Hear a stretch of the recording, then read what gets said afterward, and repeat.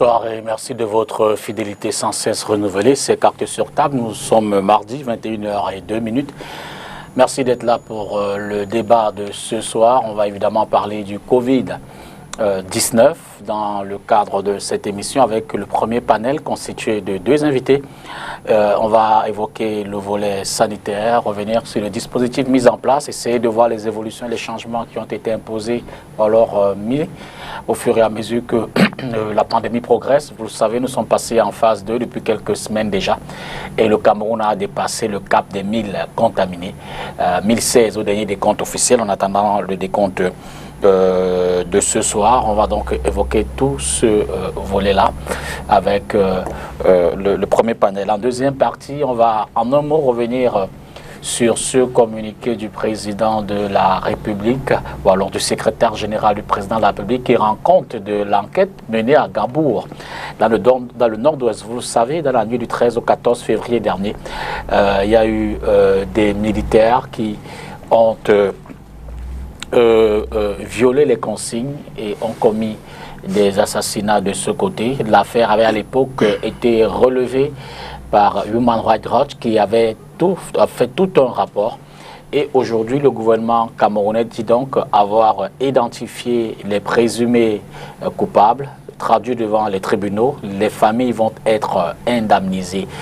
On va en parler en deuxième partie, tout comme on fera la suite du débat avec un deuxième panel. En première partie d'émission, nous avons le docteur Hans Mossi Makembe. Il est épidémiologiste en termes de spécialité, mais davantage, c'est le coordonnateur du Centre régional de prévention et lutte contre les épidémies ici dans la région du littoral. Donc, c'est pratiquement celui-même qui est au cœur, au centre de la lutte contre le Covid-19. Il va évidemment nous en parler. Il est également responsable du centre médical d'arrondissement de Boda-Moussadi. C'est ce qu'on appelle l'hôpital de Boda-Moussadi, de façon assez amicale. C'est du côté de Douala 5e. Docteur, bonsoir. Bonsoir, monsieur Dipita. Je sais que vous sortez...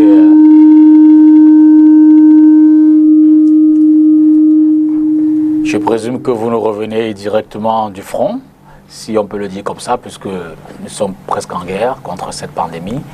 Merci de ce sacrifice que vous faites pour nos téléspectateurs, les édifier. On va également avoir en face de vous Vincent Yédé. Il est du PCRN, le parti de Cabral-Libi, conseiller municipal à Douala 3e. Bonsoir Vincent. Bonsoir Dipita. Merci infiniment d'être là également. Vous êtes très impliqué non seulement pour votre parti, mais également au niveau de la mairie, dans le suivi de cette pandémie-là, les actions qui sont menées. Merci d'apporter du vôtre également dans cette émission. En deuxième partie, le docteur va quitter le plateau. On va recevoir Alex Ngepi. Il est membre de la communication du MRC. Avec lui, on va donc poursuivre l'émission, mais ça sera après. Le temps pour nous de prendre la première transition et ouvrir le débat derrière.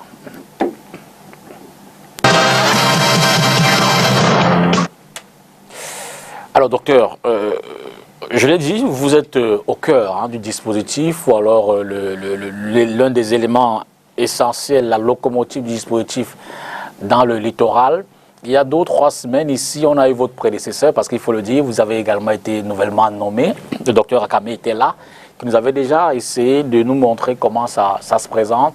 Mais entre-temps, il y a eu une évolution en termes de statistiques, en termes de déploiement infrastructurel, de réquisition, j'ai failli dire, de certaines infrastructures. Est-ce que de ce point de vue, on peut faire l'état des lieux, la cartographie de la région du littoral en termes d'infrastructures d'accueil de ce dispositif de lutte contre le Covid, sachant bien évidemment que ça a évolué. Merci M. Dipita de l'opportunité que vous nous donnez de nous exprimer encore et surtout de sensibiliser toutes les populations de notre région en ce qui concerne cette pandémie pour laquelle vraiment personne n'était franchement préparé. Il faut dire que c'est une surprise et ce qui est bien et de positif, c'est que nous avons vite pris la chose au sérieux. En ce sens que d'ailleurs ça peut se démontrer par le nombre pas très élevé des cas positifs que nous avons à ce jour, les moyens de lutte qui sont mis en place. Il y a d'autres couacs, c'est des petits couacs que nous rencontrons vis-à-vis des populations, mais nous en parlerons plus tard. Aujourd'hui, dans la région du littoral, surtout pour ce qui est des 9 districts urbains, il y a un dispositif qui est mis en place. Depuis bientôt 1 mois, nous sommes à pied d'œuvre pour essayer de contenir effectivement cette maladie pour laquelle nous sommes rendus à la phase 2. Vous savez que la phase 2, c'est la phase communautaire. Et lorsque un incident ou un risque sanitaire atteint la phase 2, il devient difficile de contenir parce que la transmission va d'un individu à un autre. Pour ce faire, je crois que beaucoup de personnes ont vu nos véhicules sillonner les quartiers. Nous avons mis en place des équipes mixtes ou pluridisciplinaires d'intervention et d'investigation rapide, en ce sens que tout est déclenché à partir des alertes que nous recevons. Les alertes, c'est des personnes qui appellent nos numéros verts. Ça peut également être des alertes captées dans des forats WhatsApp et d'autres espaces. Donc, nous captons ces alertes-là et nous essayons de les traiter tout en priorisant par niveau, comment on va dire ça, je voulais me répéter, hein, par niveau de risque, voilà, niveau de risque, voilà. Risque en termes de... Au niveau de gravité, voilà, si vous voulez. Donc, parce qu'il y a le niveau 1, qui paraît un niveau où on peut encore différer la descente sur le terrain, et c'est des cas des personnes qui se plaignent des signes ou symptômes légers, ou même des intentions d'être probablement porteurs du Covid. Et puis, il y a le niveau 2 où ça commence à être sérieux. Niveau 3, ça veut dire qu'on a vraiment un cas sérieux devant nous, un décès suspect, ça peut être une atteinte plus élargie dans un milieu particulier et nous intervenons plus vite que possible. Donc maintenant, cette lutte est gérée ou coordonnée par les districts de santé. Parce que nous avons un système de santé qui est basé sur l'aspect district de santé. Le district de santé qui connaît bien ses aires de santé et comment est-ce que les ménages sont disposés et donc accordons cette lutte à partir des équipes d'intervention rapide. Aujourd'hui, nous en avons 27, soit 2 équipes par district, dont nous avons 9 districts, dont 2 équipes par district, plus les 10 districts du niveau régional qui viennent en appui. Donc je crois que sur ce point, les choses évoluent plutôt bien. Nous avons du mal à contenir ou alors à couvrir toutes les alertes journalières, mais au lendemain, ces alertes qu'on n'a pas pu couvrir sont prises en priorité. Donc là, c'est ce qui est fait du point de vue intervention. Du point de vue infrastructurel, il y a des formations sanitaires. Les formations sanitaires de niveau ou de plateaux techniques différents. Nous savons qu'il y a l'hôpital général, l'hôpital gynéco-obstétrique et l'hôpital à Quintini qui prennent des malades avec des symptomatologies sévères, vraiment, et qui nécessiteraient éventuellement un respirateur, une mise permanente sous oxygène. Donc, il y a également, en attendant bien sûr, parce qu'aujourd'hui nous avons procédé à la visite avec le gestionnaire de l'incident, monsieur le gouverneur, nous avons procédé à la visite des sites secondaires qui ont été effectivement réservés à cet effet et qui accueilleront éventuellement tous les cas positifs et qui les suivront par degré de symptomatologie.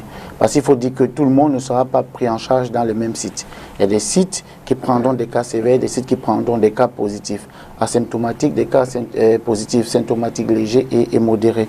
Donc nous avons été à Yassa pour dire que le dispositif, les niveaux des travaux sont assez avancés. Yassa nous réserve un nombre d'environ 400 places en termes d'accueil des patients. Yassa, c'est le stade?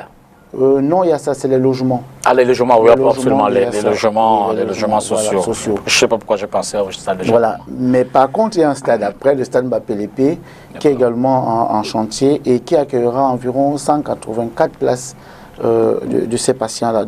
Alors, sur Mbappé-Lépé, c'est vrai, c'est la crise. On va les installer où, ces infrastructures, les patients sur la pelouse? Évidemment, pour ce qui est du stade de Mbappé-Lépé, il y a des tentes qui sont en train, des tentes climatisées. D'accord. Voilà, qui sont en train d'être mises en place. Et on revêtira la pelouse par des planchers, un plancher, et puis on va disposer des box. Des box, et ça donne une capacité de 84 lits. On met tout l'autre dispositif qui accueille le personnel soignant, le personnel. 84 lits, ça veut dire que c'est un autre degré. Ce sera quoi, le respirateur? Pour le moment, Mbapelé est appelé à recevoir des malades légers modérés aussi. D'accord. Mais maintenant, puisque l'épidémie évolue, on pourrait éventuellement avoir besoin d'un espace plus grand pour mettre plus de personnes sur respirateur. Okay. Donc, c'est prévu, mais c'est en deuxième intention. Le tout pour nous, c'est d'éviter dans la circulation des personnes positives qui pourraient éventuellement contaminer d'autres personnes et leur permettre ainsi de passer leur période de confinement dans un milieu décent, un milieu où il y a un suivi particulier, parce que c'est toute une logistique derrière en termes de personnel soignant et de personnel qui s'occupera, par exemple, de la lingerie, l'alimentation. C'est vraiment des dispositions qui sont prises et qui faciliteront le séjour. C'est vrai, le confinement n'est jamais facile, mais on pense que tout ce qui est en train d'être fait facilitera et va accélérer le séjour de ces patients qui passeront dans ces sites secondaires. Donc, globalement, c'est ça. Alors, Vincent, comme je l'ai dit, vous, au niveau de la mairie, vous suivez également ces actions. Avant peut-être de rentrer dans les détails de ce que vient de dire le docteur, comment est-ce que les mairies, d'abord la mairie de la ville, mais aussi on a pu voir le maire de la ville faire la distribution d'un certain nombre de matériel, notamment des masques. Mais vous, au niveau de vos mairies, notamment dans la 3e, puisque vous y êtes, comment est-ce que vous accompagnez le dispositif mis en place par les responsables sanitaires? Merci pour cette opportunité que vous nous donnez pour parler de ce que nous faisons au niveau de la mairie de Douala-Croix. Il faut dire déjà que le maire de Douala-Croix est président du conseil d'administration de l'hôpital de Luwaba. C'est un hôpital qui a été choisi pour gérer les cas de Covid. Et au niveau de la mairie, en réalité, le problème a été pris à bras le corps dès que les premières alertes ont été données. Ainsi, il y a des actions qui sont menées sur le terrain. Il y a notamment la désinfection des marchés. Je crois que vous avez dû le voir. Et le problème n'a pas été politisé au niveau de la commune, c'est-à-dire que toutes les composantes... c'est pas une bataille partisane. Non, ce n'est pas une bataille partisane. Toutes les composantes ont été... Je rappelle que là-bas, c'est un RDPC. Hein. Oui. Et vous savez que le PCN, lui, se caractérise par sa capacité de déploiement sur le terrain. Ainsi, nous avons mis à contribution nos conseillers municipaux et les membres de notre parti qui, pour la plupart, sont jeunes. Bref, les populations de Douala-Croix, d'une manière générale, ont été intégrées dans cette mouvance impulsée par le maire de notre commune. Ainsi, il y a des équipes qui ont été déployées sur le terrain en vue de la sensibilisation. En plus des citernes d'eau qui ont été placées à l'entrée des marchés, en plus du savon et de toute la sensibilisation qui tourne autour, il y a également les actions de nos élus que vous voyez de manière individuelle ou alors collective. On va beaucoup nous rendre molus, hein, entre autres. Oui, mais pas surtout dans le cadre de la commune de Douala. D'accord. Mais il y a plusieurs de nos élus, que ce soit du RDPC ou alors du PCN, qui se déploient dans ce cadre-là. Donc, la mobilisation est générale afin de sensibiliser au maximum les populations à respecter les règles qui ont été édictées par l'OMS et par le gouvernement. Et puis, vous savez également que le PCN a été impliqué dans les travaux qui ont eu lieu au niveau du Premier ministère le 9 avril. Et nous y avons contribué avec un certain nombre de propositions, dont une bonne partie a été prise en compte dans le communiqué du Premier ministre qui édictait cette nouvelle règle. Et là-dessus, il y a au moins 5 qui ont été proposées par le PCN. Donc, d'une manière générale, nous sommes totalement impliqués dans la sensibilisation surtout. et puis dans la contribution au niveau des idées pour participer à l'effort de guerre, parce que il faut le dire, il s'agit d'une guerre et toutes les forces sont mises à contribution. Alors, docteur, dites-nous un peu, au niveau du dispositif de déclenchement pour la prise en charge, comment ça se passe? Il nous revient assez souvent ces dernières semaines que certains patients ou certains proches des patients se plaignent peut-être de la saturation de la ligne d'appel ou alors d'un dispositif d'accueil qui n'est pas toujours prompt. J'étais à l'hôpital à Quintignon, mais il est à l'hôpital général, j'y vais, mais il est à la gynéco-obstétrique et ainsi de suite. C'est quoi? C'est que les hôpitaux sont déjà, je ne vais pas dire débordés, ils sont déjà saturés, ou alors c'est la mise en branle du processus qui est encore un peu grippé. Qu'est-ce qui semble faire problème? Si déjà vous confirmez cela, sinon qu'en est-il? Oui, j'avoue que nous avons également eu des remontées d'informations par rapport à ça, et je pencherai plutôt pour votre deuxième proposition. Il y a un processus dans la mise en place du dispositif, et lorsque nous avons mis à disposition des populations des numéros verts, vous voyez en phase aiguë comme ça, les lignes peuvent être vraiment saturées. Mais il faut dire que aussi quelquefois les populations ne respectent pas, comment on va dire ça, le circuit qui a été établi. Certes, on a parlé des formations sanitaires à même de recevoir, capables de recevoir, mais il faut dire que la plupart du temps, ou alors ces populations qui vont vers ces formations sanitaires recherchent plutôt le testing.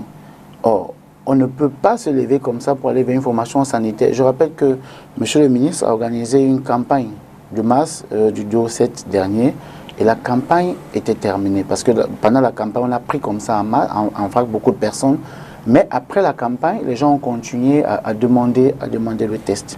Je pense que c'est pour ça qu'on se rend compte, on se rend compte que certaines personnes ont subi des désagréments parce que je me sens mal, je me suis rendu dans une formation sanitaire, on m'a pas reçu.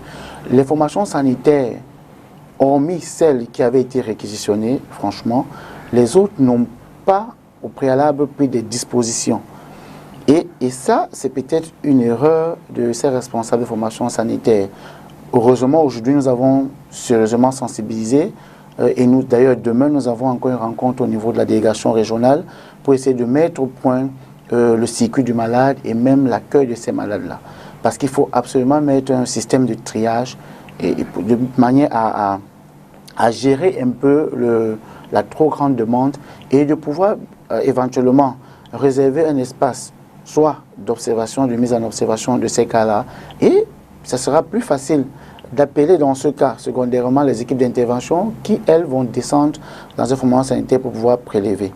Donc, vraiment, on s'en excuse parce que ce désagrément nous a beaucoup gênés aussi. Et d'ailleurs, ça peut expliquer pourquoi, n'ayant pas été tout à fait préparés, et des personnes même, et là, c'est vraiment fâcheux, des personnes qui avaient été testées, qui se savaient malades, n'ont pas donné, à un moment donné, des informations vraies et ont dû exposer même certains personnels soignants. Ça peut expliquer à un moment donné pourquoi est-ce que les personnels soignants ont développé une certaine réticence à recevoir des gens comme ça en vrac parce que le circuit n'a pas été respecté. Mais nous pensons que, au vu de la vitesse avec laquelle le dispositif est en train d'être mis en place, cette question sera rapidement réglée.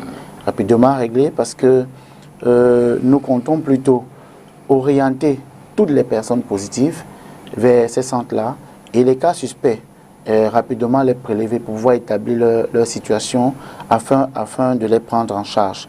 Donc, ce désagrément risque de continuer malheureusement, mais il faut que les personnes aient la bonne information. De toutes les façons, nos équipes, chaque fois qu'on nous a saisis, nous avons déployé immédiatement des personnes. Et je pense que ce qu'il faut aussi savoir, c'est le message que ces personnes reçoivent. Parce que ces personnes, dans la panique, ont plus besoin d'être rassurées. Vous savez, le Covid fait peur. C'est quelque chose de nouveau qui a paralysé tout le monde entier. Et on voit comment chaque pays, chaque continent essaie de prendre des dispositions avec des moyens de bord pour essayer de limiter. Donc, et c'est exactement ce que nous sommes en train de faire ici. Il faudrait donc que la population nous aide et que la population passe par des canaux officiels et non aller avec un surplus de demandes vers des formations sanitaires qui probablement n'auront pas de place. Vous savez, aujourd'hui, des personnes qui se plaignent, et surtout le signe ou le symptôme qui suscite beaucoup plus de peur, c'est la difficulté respiratoire. Et quand quelqu'un commence à se sentir étouffé, et ça commence à paniquer partout, et on est même capable d'appeler n'importe qui pour dire que vraiment moi je suis en train de mourir, on ne m'écoute pas, j'ai besoin d'une formation sanitaire. Nous avons géré ces cas de panique-là, de ces dyspnées-là, par des paroles rassurantes. Je tiens à vous rappeler, plusieurs fois vous vous rappelez qu'on avait des personnes, des voyageurs confinés dans des hôtels. Et du fait de ce confinement, déjà ça suscitait du stress. Et à partir du stress, on fait même des sortes de gastrites de stress, le mal d'estomac comme on appelle au quartier. Donc il suffit simplement de rassurer ces personnes et de faire une petite prescription pour que les personnes soient rassurées et puis que ces personnes soient plus tranquilles. Donc le désagrément, il peut en avoir. Mais nous lançons un appel à la population, il ne faut pas paniquer. Les équipes sont assez disposées. Je crois au moins que si les lignes vertes que le ministère de la Santé a mis à disposition de la population sont saturées, il y a d'autres canaux. Passez même par les responsables de formation sanitaire pour que l'information nous revienne. Passez par les chefs de district pour que l'information nous parvienne. Et nous allons rapidement déployer les gens pour pouvoir faire le test et trouver une solution secondairement. En tant qu'acteur, comment vous appréciez ce dispositif, Vincent? En tant qu'acteur, en tant que citoyen? Bon, il a relevé lui-même, c'est un dispositif qui a des failles, parce qu'en réalité, aujourd'hui, la population a besoin d'être rassurée. Chacun aimerait bien connaître son statut. Mais malheureusement, il y a ce souci-là où on ne peut pas se faire tester si on le souhaite. Tout simplement à cause probablement de la quantité insuffisante de tests qui fait que... Il faut dire que cette quantité est au niveau mondial quand même, hein, parce que voilà, la plupart des pays s'en plaignent, rareté des tests, incapacité de satisfaire le grand nombre. Voilà. Et du coup, on met un accent sur des cas déjà avérés, ou alors les cas les plus urgents. Donc ça pose quand même un problème. Je crois qu'on devrait faire intervenir, on devrait mettre en avant peut-être des psychologues pour leur permettre d'entretenir les citoyens. Parce que très souvent, des cas de détresse, la détresse peut être juste la panique. La panique psychologique. On peut avoir des maux de tête, on peut avoir des courbatures. Ouais. Et du coup, on se rend compte que c'est l'un des signes du Covid. On appelle et puis on n'a pas de réponse satisfaisante. Donc je crois qu'à ce niveau-là, quand même, il y a quelques failles dans le dispositif que nous espérons voir régler très rapidement. Mais je voudrais quand même embrayer sur l'aspect des tests. Nous avons quand même fait une proposition dans ce sens-là au Premier ministre pour susciter, pour encourager des jeunes Camerounais à nous produire des tests. Parce que c'est une aubaine, nous l'avons dit dans notre déclaration, c'est une aubaine pour notre économie. Il faudrait que l'on mette en avant un certain nombre de métiers. Et d'ailleurs, sans attendre une décision politique, les Camerounais ont pris à bras le corps la confection des masques, sans même, longtemps avant même que le Premier ministre recommande que les citoyens se mettent tous avec les masques. Les Camerounais ont pris à bras le corps. Nous avons vu un certain nombre d'initiatives. Le gel hydroalcoolique qui est produit par des jeunes étudiants camerounais. Il y a des masques de protection, même pour le personnel médical, qui ont été produits et qui demandent juste... Ces jeunes-là demandent juste un accompagnement financier pour pouvoir les produire en quantité et les autres masques aussi. Donc je crois qu'il devrait y avoir un sursaut à l'intérieur du pays pour pouvoir pallier à ces différents manquements que nous observons tous. Alors sur un autre aspect, vous qui êtes évidemment proche de la population, et vous le dites, vous êtes rentré dans les marchés, comment vous percevez la réactivité des populations que vous encadrez? Est-ce qu'elles adhèrent à vos actions. Sinon, pourquoi sont-elles réticentes selon les paramètres qui vous reviennent du terrain? Bon, il y a eu 2 réactions qui se sont enchaînées. Dans un premier temps, vous savez, à cause des batailles politiques, il y a une frange de la population qui estimait que le gouvernement avait réagi tard, qu'il n'avait pas mené les actions qu'il fallait, et donc résistait aux mesures qui avaient été dictées, les 13 premières mesures qui ont été édictées. Mais je crois que la communication du gouvernement, qui chaque jour nous rappelait qu'il y a des décès, chaque jour nous rappelait qu'il y a des citoyens de plus en plus contaminés, et puis la sensibilisation sur le terrain, ont fait en sorte que les populations se sont prises elles-mêmes en charge cette fois-là. Et ça, c'est la particularité du peuple camerounais. Les Camerounais se sont pris eux-mêmes en charge. Et puis, vous verrez que, en plus des masques, les populations se sont jetées dans des breuvages, des concoctions, des thés, des citronnelles, de toutes les écorces qui vont avec, juste pour se prémunir. En plus des masques que les populations sont déjà en train d'arborer. Et puis, il y a également les gestes barrières, les gens ne se saluent plus. Il y a les bars qui ferment. C'est vrai qu'on continue à tricher dans certains endroits. Les gens continuent à se retrouver dans des coins obscurs à une certaine heure pour continuer à boire. Mais ça, c'est vraiment des cas un peu isolés. Mais d'une manière générale, les populations ont été sensibles à tous les messages qui leur sont parvenus, aussi bien de la communication gouvernementale, des associations qui s'y sont mêlées, des différentes communes qui se sont jetées dans la bataille. Nous l'avons vu avec les différents marchés. Nous avons même vu le maire central, le maire de la ville, qui a mené une campagne dans ce sens-là pour la sensibilisation des populations. Donc, en fait, c'est toute cette communication-là qui a fini par modifier le comportement des Camerounais aujourd'hui.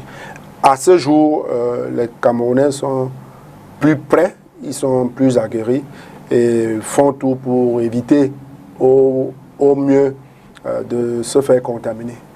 Mais, sauf que, tel que je l'ai évoqué tantôt, il y a toujours cette inquiétude-là pour ceux qui le désirent, d'être testés pour être rassurés. Donc ce soir, on peut dire que pour l'instant, à Douala, tout au moins, peut-être qu'ici au Cameroun, la pandémie est contenue. Nous pouvons dire que pour ce qui est des moyens mis en place pour lutter contre le Covid, nous sommes en bonne voie. Nous sommes carrément à la phase de contention de la pandémie. Mais effectivement, avant d'en arriver là, je voudrais rebondir pour rappeler à tous les autres secteurs que le Covid, la lutte contre le Covid n'est pas seulement l'apanage du ministère de la Santé publique. Bien sûr. Et vous avez bien fait de demander à monsieur l'apport des communautés décentralisées territoriales dans cette lutte-là. Et d'ailleurs, il y a des réunions qui se passent. Déjà, le maire de la ville est au courant et le FECOM a pris les choses en main. On a vraiment grand besoin de cet apport-là parce que le suivi communautaire doit être encadré par les maires. La gestion des corps et tout ça doit être encadré par les mairies. Donc, on a vraiment besoin de tous les secteurs. Vous voyez, tout à l'heure, j'évoquais l'aspect nutrition et tout ça là. Il faut bien que le tourisme nous y accompagne. Il faut vraiment que tout le monde mette la main à la pâte parce que si nous, le côté santé, nous sommes prêts et que derrière ça ne donne pas, il y aura quand même des blocages, il y aura des personnes qui vont passer le temps à se plaindre. Donc, il est important que les mairies continuent à appuyer cette action-là. Et il y a des notes qui sont sorties. Je crois qu'il y a une rencontre qui s'est faite la semaine dernière ou cette semaine entre le ministre de la Santé et le ministre de la décentralisation et tout ça. Il y a des mesures qui ont été prises par rapport à l'accompagnement d'un certain nombre d'aspects dans la réponse au Covid. Donc, notre souci maintenant, c'est l'attitude de la population. Parce que pour contenir, tel que vous avez posé la question, pour contenir de façon effective cette pandémie, il faudrait que chacun se sente responsable. Vous voyez, lorsque le ministre finit ses communications, il en appelle toujours au civisme et à la responsabilité de la population. Ça veut dire que si chacun à son niveau ne prend pas le problème au sérieux, il y aura toujours une continuité de transmission. Et nous avons mis sur le terrain des équipes pour la sensibilisation, qui sillonnent un peu les marchés, qui sillonnent les grands espaces, les endroits les plus fréquentés. Mais il faut dire que les comportements quand même que nous observons ne sont pas encore des comportements des personnes qui ont réellement compris le risque. On a exigé le port de masque, peut-être parce que par moment on a interpellé une ou deux personnes et qu'on a essayé de sanctionner, peut-être à raison de 6 000, j'aurais appris que c'est un peu ce qui est infligé comme sanction. Mais certains ne portent pas réellement ce masque-là. Pour des personnes qui prennent par exemple les motos, au moment où vous êtes à bord d'une moto, c'est là où le chauffeur même baisse son masque et passe le temps à parler. Et vous non plus, vous n'avez pas pris soin de vous protéger. Il est important que chacun se protège. Et le port de masque fait partie de ces mesures principales barrières qu'il faut absolument que les gens développent. Et absolument. Maintenant, le lavage des mains, tout comme on disait, effectivement, il y a des points d'eau. Les mairies ont essayé de mettre des points d'eau, peut-être en fonction de la demande, en fonction des zones fréquentées, le nombre est peut-être insuffisant, mais il y a également l'attitude des personnes qui traversent ces endroits. Très peu de personnes lavent effectivement les mains, telles que nous avons observé. Et ça, c'est les rapports qui remontent par nos équipes de sensibilisation, qui prennent le temps d'observer. Et c'est l'occasion pour nous de rappeler aux familles, rappeler aux populations que le respect des règles barrières, l'hygiène des mains, et tout le port de masque, lorsqu'on sort, on va faire des courses, ainsi de suite, c'est fondamental pour que la pandémie s'arrête à un moment donné. Et d'autre part, puisqu'on parlait des tests, il faut savoir que aujourd'hui, tout le monde voudrait connaître son statut. Mais nous devons également connaître qu'il y a au moins 80% des personnes qui seront peut-être touchées, mais qui ne vont jamais rien manifester. Et que nous ne pourrons pas forcément détecter. Alors, le test ou la demande du test est déclenché à partir du moment où on a été en contact de quelqu'un qui aurait présenté certains signes. Et c'est pour ça que je parlais des alertes, les gens nous appellent, on a un collègue, on a un ami qui est passé à la maison et qui a été hospitalisé. C'est un peu comme ça que c'est déclenché. Mais il y a des personnes qui ont été effectivement en contact avec des personnes Covid+, mais qui ne feront jamais des signes. Et ça oriente désormais notre stratégie de lutte en termes de prise en charge communautaire. Parce que oui, je vous le dis aujourd'hui, nous avons peut-être des formations sanitaires, nous avons des sites secondaires de prise en charge, mais il y aura aussi des prises en charge en communauté. En ce sens que l'idée première, ou alors la volonté de M. le ministre de la Santé, c'est de vraiment soigner tout le monde pour barrer la voie à la propagation du virus. Notre force, ou alors nous vaincrons la pandémie pas par le nombre de personnes testées, mais nous sortirons de cette pandémie fort par le nombre de personnes décédées. Si nous avons moins de décès et que nous avons peut-être 5 millions de personnes infectées, alors nous sommes forts. Mais si par contre nous avons 5 millions d'infectés et 5 millions de décès, ça veut dire que nous n'avons pas su gérer. Et c'est ça notre focus maintenant.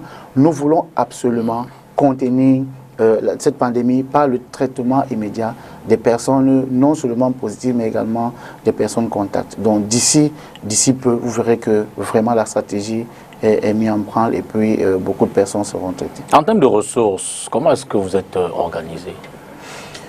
Ressources humaines. Alors en termes de ressources humaines, nous avons, disons dans la région du littoral, quand même nous avons suffisamment de ressources humaines. Pour mieux gérer cette réponse-là dans notre région, le ministre a fait appel à tous les personnels soignants, que ce soit du corps médical, que ce soit du corps médico-sanitaire, dont les infirmiers, en cours d'intégration, à rejoindre la délégation régionale de la santé, où ces personnes ont été formées pour ces actions menées dans la communauté. Ça, c'est déjà un aspect. Il y a également une réorganisation qui a été faite au niveau même des formations sanitaires, par une organisation des équipes qui vont faire des sortes de roulements pour une continuité du service. Et ça se fait plutôt bien au niveau des formations sanitaires, surtout celles qui ont été réquisitionnées dans un premier temps dans la région du littoral. Et je tiens à le rappeler, l'hôpital Seberg, le CMA Bonham Sadi, le CMA Nkoloulou, le Baba, tel qu'on l'a dit, en plus de l'hôpital gynéco, l'hôpital La Quintini et l'hôpital général. Mais j'interpelle également, comme je l'ai dit à l'entame de mon propos, que les autres formations sanitaires qui peut-être n'ont pas été cité sur cette note-là, de prendre toutes les mesures possibles pour un triage et probablement pour un espace d'isolement en attendant que le malade soit prélevé. Donc pour ce qui est des ressources humaines, c'est plutôt bien, la stratégie est bonne. Nous allons, d'ici la fin de la semaine, envoyer toutes nos équipes qui suivront les contacts à domicile au niveau des districts de santé.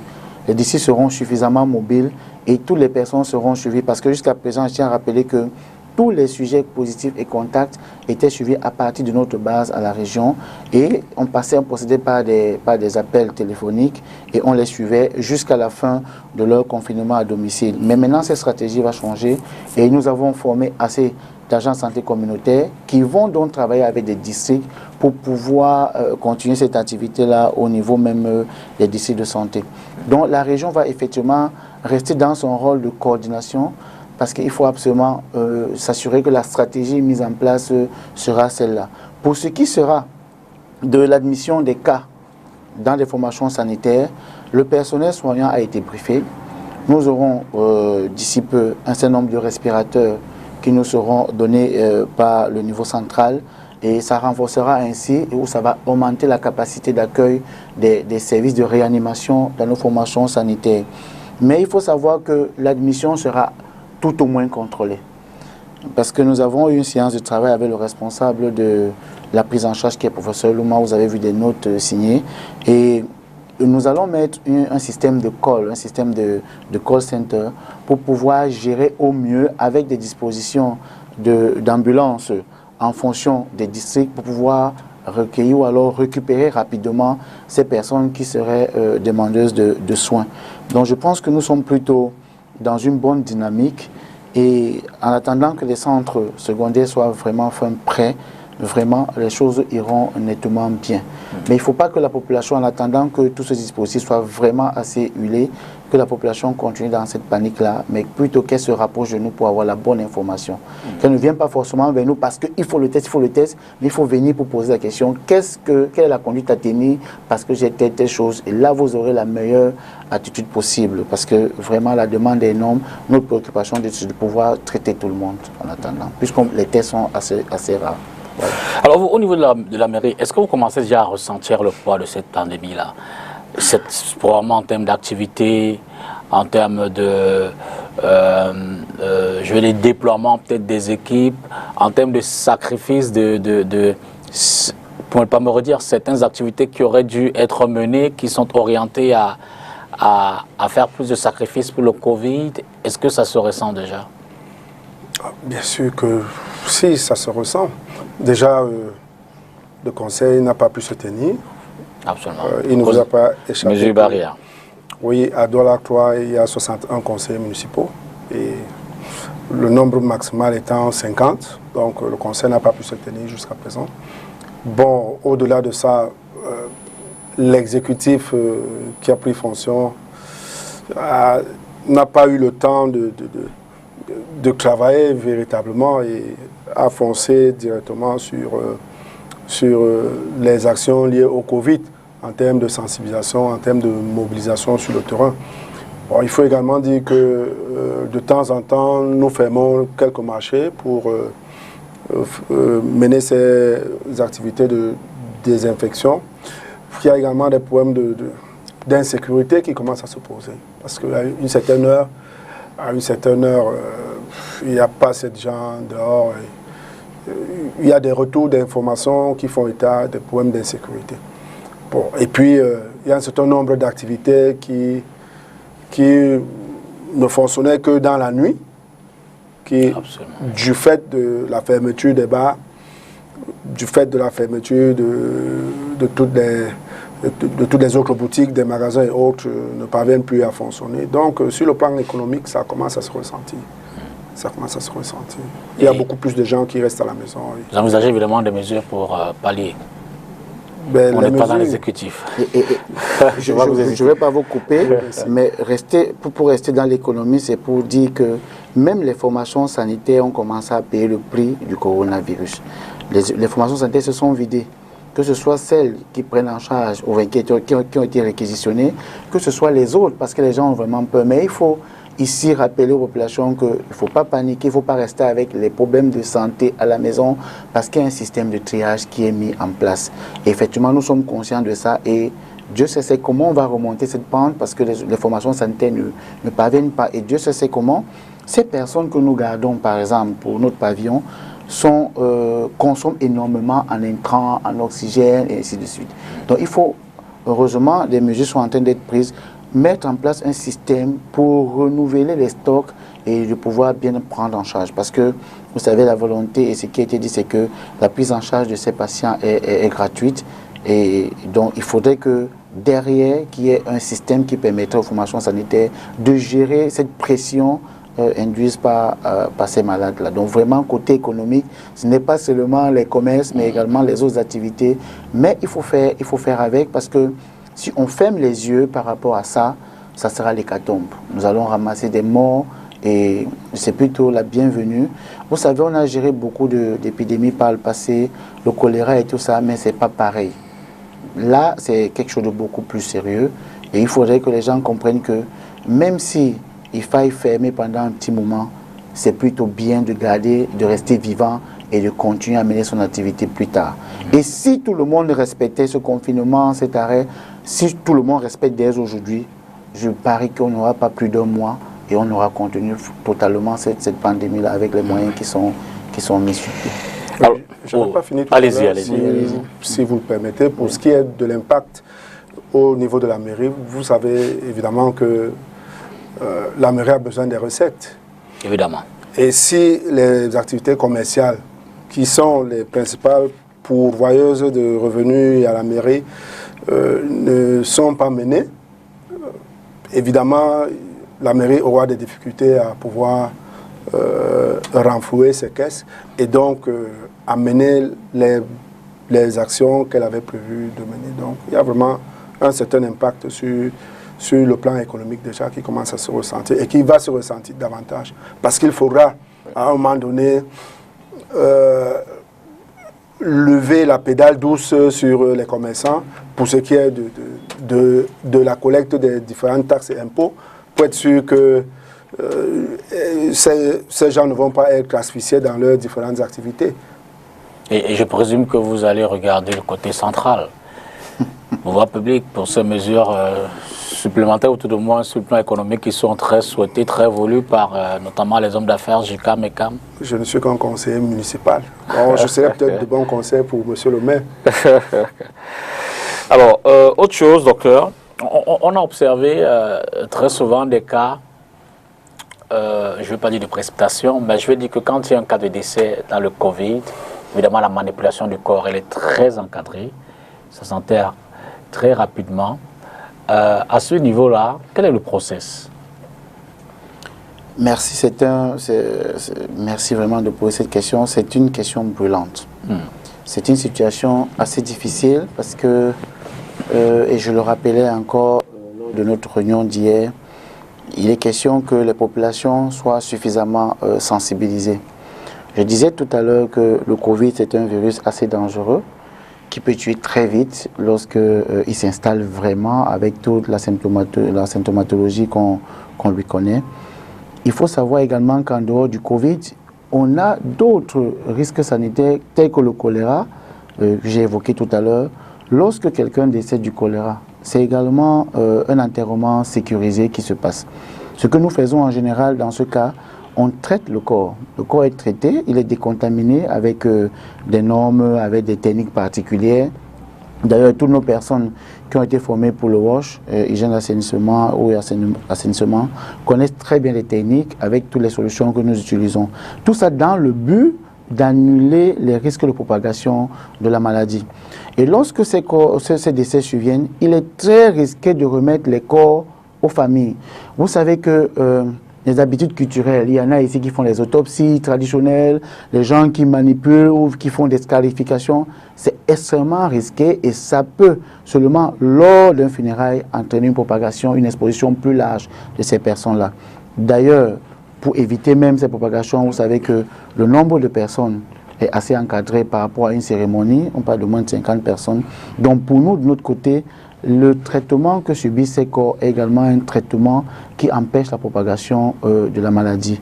Aujourd'hui, c'est vrai, on a fait allusion à cette pénurie des tests et des personnes qui ont peut-être fait des tests et qui sont en attente de leurs résultats. Mais lorsque vous avez seulement été pris en charge comme un cas suspect Covid, vous avez été prélevé et qu'il arrivait que vous décédiez, malheureusement, nous sommes obligés de vous prendre, de traiter votre corps comme un cas Covid positif. Il faut donc que les familles comprennent que dans ce cadre-là, on ne peut pas leur remettre des corps. Je le dis ici parce que nous avons des confrères qui ont été bastonnés, molestés, parce qu'on a dit vraiment on ne peut pas. Et là, j'interpelle donc, puisque nous avons une commune en face de nous et même tous les autres, j'interpelle tous ces maires-là qu'il faut absolument encadrer. D'ailleurs, monsieur le préfet le rappelait aujourd'hui, il a commis une note qui rappelait les mairies à s'intéresser à l'encadrement et l'enterrement des corps. Parce que si la mairie ne trouve pas des endroits reconnus, je prends un exemple, hein, quelqu'un peut décéder, je dis n'importe quoi, à Bonassama, hôpital d'ici Bonassama, et comme il est d'habitude de demander à la famille de chercher un espace pour l'enterrement, la famille pourrait se retrouver au Bois des Singes.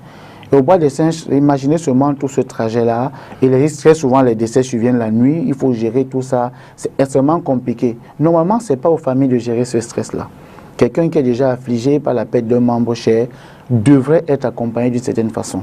Donc, les mairies devraient déjà au préalable sélectionner des endroits parce que nous sommes carrément en guerre et on sait que quand on va à la guerre, il y aura des décès. Maintenant, nous devons les minimiser, mais il y aura quand même des décès. Mais les mairies doivent identifier ces sites-là de manière à ce qu'en fonction des circonscriptions, des arrondissements, lorsqu'un décès survient, qu'on sache qu'à tel endroit, il y a un espace réservé pour ces corps-là. Donc, c'est vraiment une interpellation.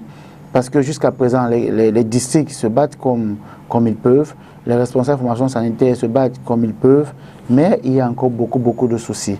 Juste pour demander aux familles que ce n'est pas de gaieté de cœur que ces règles ont été prises. Il faut comprendre que notre, comment on dit ça, maître mot, c'est d'abord la sécurité. Non seulement la sécurité du personnel, mais la sécurité également de toute la population. Et compte tenu du degré d'infectiosité de ces corps-là, nous ne pourrons les remettre aux familles. Ces corps doivent donc être traités, mis dans des sacs mortuaires et ensuite, et à chaque étape, on décontamine. Et il faut savoir que ça se fait avec un habillement particulier qu'on appelle des équipements de protection individuelle. Vous allez voir des gens cagoulés, généralement on ne voit pas ça tout le temps. Donc cagoulés parce qu'il faut également que ces personnes se protègent. Donc après décontamination, on met le corps dans le cercueil et on s'assure qu'effectivement on a enterré le corps. Donc il faut que les familles nous accompagnent pour ça et qu'elles comprennent que vraiment c'est sérieux. Et il faudrait simplement essayer de comprendre la situation tout en interpellant le rôle des mairies dans cette action. Vous avez rappelé fort opportunément tout à l'heure que le maire est le PCA du centre de Logbaba. Dites-moi, en quoi consiste concrètement l'accompagnement que vous faites auprès de notamment pour Logbaba, au niveau de la mairie? Bon, il faut déjà dire que le président du conseil d'administration, d'un hôpital, il est au cœur de la stratégie. C'est lui qui définit le cap et le responsable de cet hôpital le met en branle.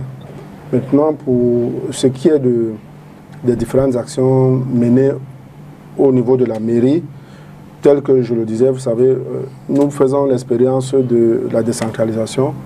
Et la rencontre hier entre le ministre de la Santé et le ministre de la Décentralisation va dans ce sens-là, où on a confié la responsabilité aux exécutifs communaux de trouver des espaces. Donc l'interpellation qu'il faisait là tout à l'heure va également dans le sens de la recommandation qui a été faite au sortir de cette réunion-là.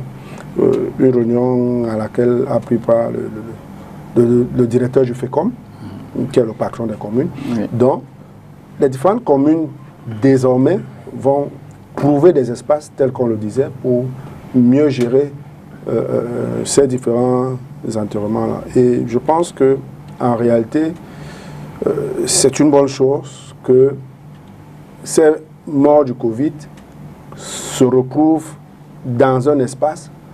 Vous savez, des épidémies comme celle-là ne surviennent pas chaque fois.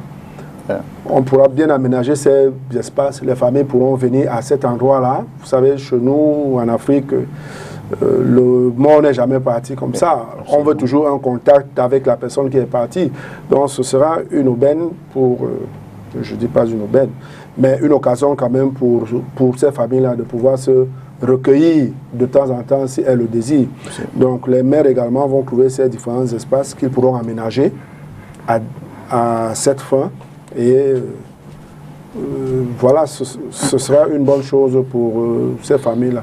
Parce que, tel qu'il le disait, les familles déplorent quand même le fait que quelquefois, leurs membres de famille soient enterrés nuitamment dans un endroit où ils n'ont pas accès ou qu'ils auront de la peine à retrouver au milieu d'un cimetière et tout le reste. Donc, ce serait quand même bien que ça se passe ainsi. Donc, pour répondre à la question d'une manière générale, les maires vont se retrouver au cœur vraiment de la gestion de ce Covid-là. Aussi bien en contrôlant les différentes actions des hôpitaux et les différentes actions de sensibilisation sur le terrain et les différentes actions menées pour désinfecter les marchés, pour désinfecter les lieux publics, en se rassurant que les masques sont portés, en se rassurant que les différentes mesures barrières sont respectées. Ça se passera certainement au cours des réunions de concertation avec les autorités locales qui sont à leur disposition. Je voudrais parler des commissaires de police, oui, des commandants de brigade, peut-être du chef de terre également, qui est le sous-préfet. Au cours de ces réunions de concertation, il pourra également, sur le maire, suivre ces différentes activités-là. Alors donc évidemment que sur le plan de l'encadrement peut-être alimentaire, du suivi des patients, il y a tellement de choses qui se disent. Évidemment, vous avez des produits, puisqu'il y a des patients qui guérissent, il y a donc certainement un protocole. Mais je dis qu'à côté de ça, il y a tout un ensemble d'éléments qui doivent être mis en place pour tout au moins un suivi hygiénique du patient. Oui, effectivement. Vous savez, aujourd'hui, à Internet, les choses vont dans tous les sens. Je parie que tout le monde sait à peu près ce que nous utilisons pour essayer d'accompagner ces malades. Mais il faut également demander aux populations de faire très attention parce que le malade Covid est dynamique. Et au départ, c'est des gens qui venaient pour des symptomatologies simples, légères. Après, ça a dégénéré. Aujourd'hui, on va jusqu'aux AVC, aux arrêts cardiaques, des trucs comme ça, avec des coagulopathies. Donc, certes, on peut connaître le protocole, mais il faut quand même laisser que le personnel soignant s'en occupe. Voilà. Donc, aujourd'hui, c'est suffisamment encadré.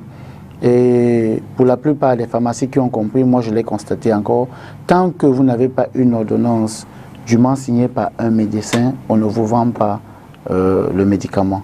Et ça, c'est plutôt une bonne chose parce que on sait, le Nigeria a payé le tribut de cette mauvaise prise. Vous savez, un médicament, par définition, c'est un poison. Mais un poison thérapeutique pris à des doses thérapeutiques, des doses suffisantes pour pouvoir gérer le problème. Donc, si vous en prenez trop, alors vous pouvez également créer d'autres dégâts qui ne vont pas forcément vous aider. Vous savez qu'aujourd'hui, les gens décèdent beaucoup plus parce que ils ont des comorbidités, ce qu'on appelle d'autres maladies cardiovasculaires comme le diabète, l'hypertension. Et pour ces personnes-là ou les malades rénaux, ça devient difficile de les maintenir. Imaginez donc que vous soyez en train de prendre, je crois que j'ai vu des gens depuis le début de cette épidémie qui prennent des médicaments tous les jours. Et ça, c'est pas conseillé. Parce que vous voyez, nous, s'il fallait prendre les médicaments, les personnels soignants seraient les premières personnes à se soigner. Et moi, qui suis sur le terrain depuis, en train de prélever des gens, en train de suivre des gens, et des gens souvent avérés positifs, je n'ai pas eu besoin de prendre même le paracétamol pour pouvoir... Il faut simplement respecter des mesures, de protection simples. Donc, je pense que les choses vont plutôt bien évoluer, mais nous demandons le concours de tout le monde pour pouvoir absolument prêter main forte à cette pandémie qui n'est pas seulement l'apanage du personnel sanitaire. Et il faut savoir que non seulement le gouvernement fait des efforts, mais les mains sont tendues. On a commencé à voir des personnes de bonne volonté qui apportent des appuis. C'est plutôt une très bonne chose, des appuis à cette information sanitaire en termes d'équipement de protection, en termes même de certains médicaments. C'est une bonne chose. Et nous encourageons plutôt ces personnes-là parce que si on a plus de personnel soignant en bonne santé, effectivement, ces personnels soignants seront toujours en activité pour pouvoir soigner d'autres personnes dans la communauté. Je rappelle d'ailleurs que vous êtes en attente d'un important lot de matériel encore, oui. Annoncé par le gouvernement, oui. qui doit arriver d'un moment à l'autre. Hein. Oui, absolument. Nous avons eu une réunion vendredi à Yaoundé avec Monsieur le ministre et tous les autres acteurs. Nous avons déjà acquis quand même un certain nombre de médicaments qui pourraient soigner entre 2000 et 3000 patients. Et vous savez qu'il y a également à la demande ou une réunion avec le ministre de, comment on appelle encore, développement, je crois, scientifique ou technologique. Le ministre de la Recherche scientifique. La recherche scientifique, voilà, merci. On devrait pouvoir fabriquer ici même de la chloroquine et des autres médicaments pour pouvoir faciliter effectivement la prise en charge de nos malades. Donc les choses évoluent pour dire que le Covid nous laissera certainement des leçons. Le Covid nous permettra certainement de découvrir nos potentialités par rapport à ce que nous faisions pas avant. Peut-être parce que nous attendions beaucoup de choses de l'extérieur, alors que nous avons les capacités de les produire ici. Et je pense que c'est plutôt une bonne chose. Et même après le Covid, même les relations humaines vont changer. Absolument. Oui, on aura de comportements meilleurs encore dans la communauté. Et c'est plutôt une bonne chose. Et je pense qu'il faut tirer le bon quand même de cette situation désastreuse qu'est le coronavirus dans le monde entier aujourd'hui. Alors nous sommes tenus de respecter notre engagement. Vous nous avez accordé 1 heure. Merci beaucoup. Il est 22 heures. On est obligé de vous laisser partir. Normalement, Alès Nguépi doit pouvoir vous remplacer. Il est du MRC, mais apparemment il n'est pas encore dans nos studios. On va quand même prendre la transition pour laisser partir le docteur en vous disant infiniment merci. Hein, sauf si c'est un mot de la fin peut-être. Non, c'est plutôt nous qui vous remercions. Quand je dis nous, le personnel de la santé, parce que c'est une bonne chose d'avoir des espaces pareils pour pouvoir parler aux populations. Les gens ont beaucoup de questions et n'ont pas toujours la réponse le moment venu, donc c'est une bonne chose. Pourquoi pas peut-être lors de vos prochaines émissions, permettre à ce que les populations posent des questions directement, que vous allez relayer à l'autre niveau pour pouvoir rassurer tout le monde. C'est une bonne chose aussi. Vraiment, ces audiences, nous les voulons. Et selon vos sollicitations, nous mettrons des gens à vos dispositions pour pouvoir davantage, parce qu'il faut accompagner ces personnes-là. On parlait des psychologues. Nous avons une cellule qui est mise en place, mais on doute que cette cellule puisse être capable de gérer la demande. Il en faut beaucoup plus. Il en faut beaucoup plus. Donc, ces espaces qui ont une forte audience permettraient vraiment de toucher beaucoup de personnes à la fois et pouvoir leur donner la solution, si oui, la réponse qu'elles attendent. Donc, nous vous remercions pour cette opportunité. Je pense que cet appel est tombé dans le patron de l'émission. Ringando saura certainement comment mettre ça en œuvre. Voilà. Bon retour, beaucoup de courage. Merci. Et bonne santé aux Camerounais. Merci, à travers monsieur. vous. Merci beaucoup, monsieur. Je vous en prie. Transition.